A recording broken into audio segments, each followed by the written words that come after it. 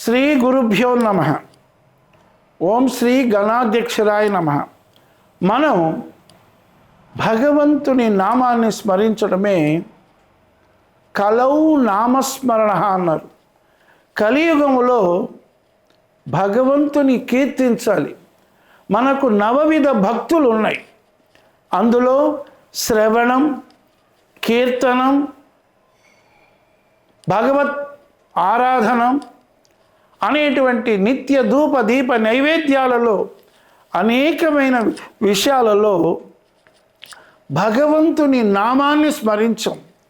శ్రీరామ రామ రామేతి మనోరామే వరాననే సహస్రనామ తత్తుల్యం రామనామ వరాననే అన్నారు. రామ అనే పదములోనే రమయితీతి రామ, నమ శివాయలో ఉన్న మా, నమో నారాయణలో ఉండే రా కలిపితేనే శివ కేశవ అభేదంగా రామ అనేటువంటి పదము చెప్పబడుతుంది. కాబట్టి అటువంటి నామాన్ని బోయవాడుగా జన్మించినటువంటి వాల్మీకి పూర్వాశ్రమములో అడవిలో పోతున్నటువంటి వారందరినీ హింసించి భార్యాబిడ్డలను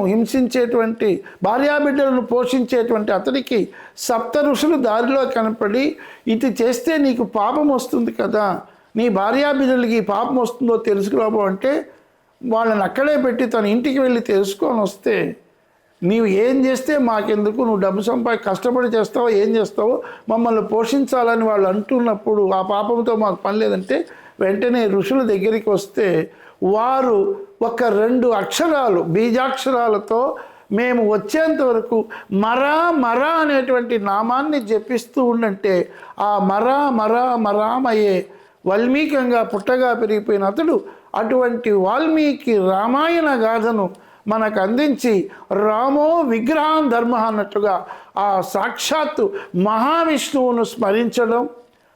ఆయన ఎందుకంటే స్థితికారకుడు, మనల్ని కాపాడేవాడు.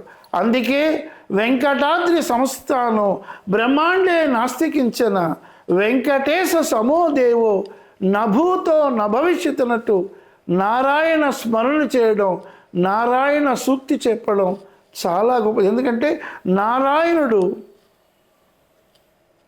అద్భుతంగా పాల సముద్రములో పవళించినటువంటి వాడు. ఈ 4 మాసాలు యోగ నిద్రను ఆషాఢ మాసం ఏకాదశి మొదలు ఈ కార్తీక మాస క్షీరాబ్ది ద్వాదశిలో మేల్కొన్నవాడు. కాబట్టి అటువంటి నారాయణ యొక్క స్మరణ ఈ కార్తీక మాసములో నమో నారాయణాయ వాసుదేవాయ కృష్ణాయ దశ అవతారాయ శ్రియకాంతాయ కళ్యాణ నిధయే అర్తినాం శ్రీమద్వెంకటనాథాయ శ్రీనివాసాయ మంగళం అంటూ ఆ మహావిష్ణువుని కొలుద్దాం.